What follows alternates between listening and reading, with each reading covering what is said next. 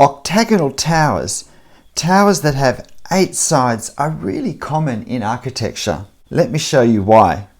Now, we know that lots of towers are actually round. We also know that lots of towers are square. And let me show you why octagonal towers, towers with 8 sides, are also very common. Because a tower with 8 sides is, in effect, a square tower with the corners cut off to leave 8 sides of equal width. But it can be a bit challenging to draw. And here's my tip before I start drawing. When we look at a tower that has a number of flat sides, it's always good just to count them to see whether it's an 8-sided tower or possibly a less common 6-sided tower. But we can see 1, 2, 3, 4. So we can see half of the sides. But by seeing these 4 sides here, we can work out that there's another 4 that we can't see. If we look at an 8-sided tower straight onto one of the sides, it doesn't matter whether it's the front side or the diagonal side, we will only actually see 3 sides, because these 2 sides will be moving away from us at 90 degrees, and so we won't see them at all. If we look straight on, then this side will be wider, but these 2 sides will appear narrower than this center side.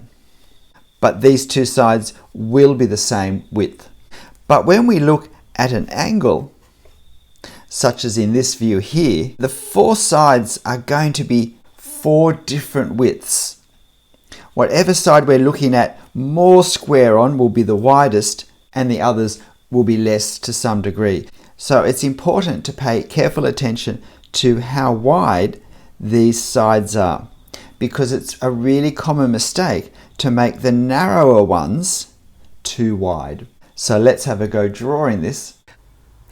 I start by drawing the octagonal sides that are less distorted, that are more straight on rectangular, which is these 2 center ones of the 4 that we see. The important thing at this stage is to work hard at getting the proportions of these rectangles correct.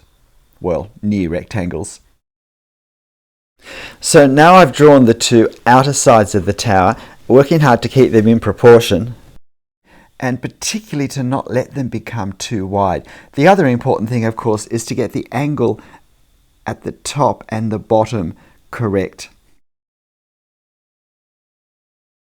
Now you can see me just adding these little diagonal lines coming off where the sides meet, because the tower actually moves outwards at this point for the, what are they called? Are they the ramparts? Ramparts? Don't know my castle architecture terms very well. So this is probably the trickiest part of the drawing, and I probably took a little too much time here, fussed a bit when I could have possibly been just a bit more gestural and less exact. Trying to work out exactly what I'm drawing and where to draw it.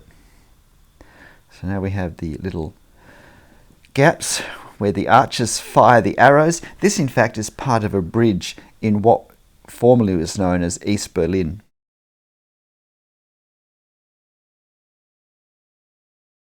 But harking back to medieval architecture.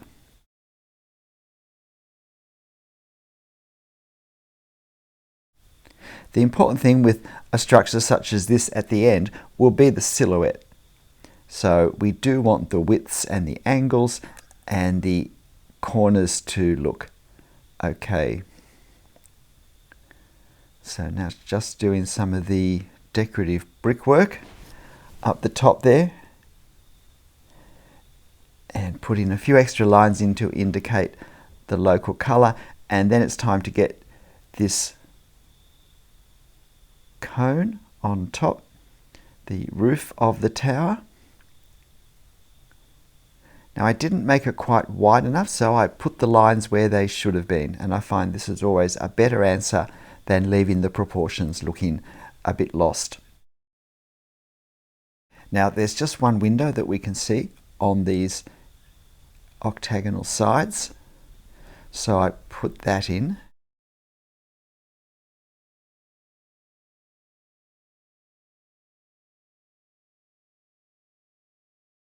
And now it's time for this roof section. Now, this tower becomes a little bit complicated in that the octagon that we can see is of equal sides. But once it splays out with this roof, the sides actually change. 4 of the sides, looking at it, stay the same width as in the upper tower, but the other 4 sides become wider. And so the wider sides have room for 3 of these circular piercings, but the sides that don't widen only have room for 1. And it also affects the way the tower then comes back in and narrows again under this section, which we can't see very clearly in this perspective because of other parts of the bridge that block it.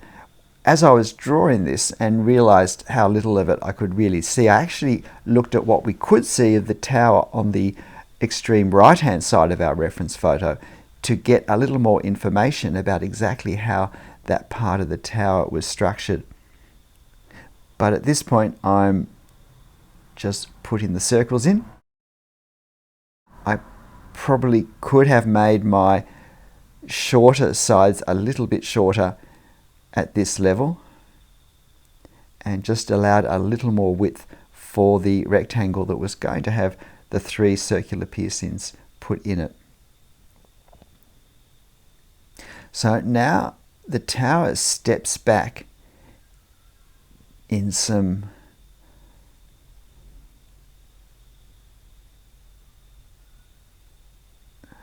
buttress type supports. And this is where I'm looking at the other tower in our reference as much as what I'm drawing. So it starts to become a little bit line heavy as I'm actually using line on the paper to explore what the structure actually is.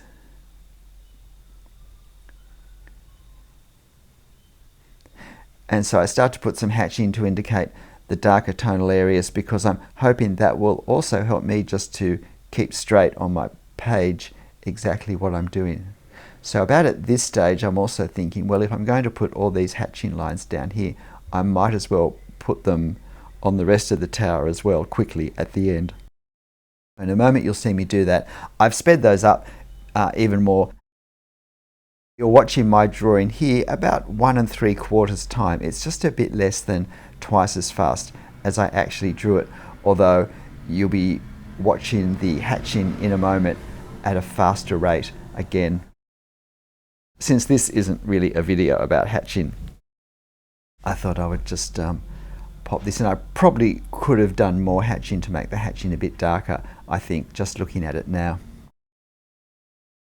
G'day, I'm Stephen Travis. I hope you found this interesting, looking at drawing octagonal towers. They come up regularly enough if we draw architecture, so it's worth giving them some thought before we put pen to paper. But look, whatever you're drawing, however you're drawing it, make sure you have fun. I'll see you next time. Bye.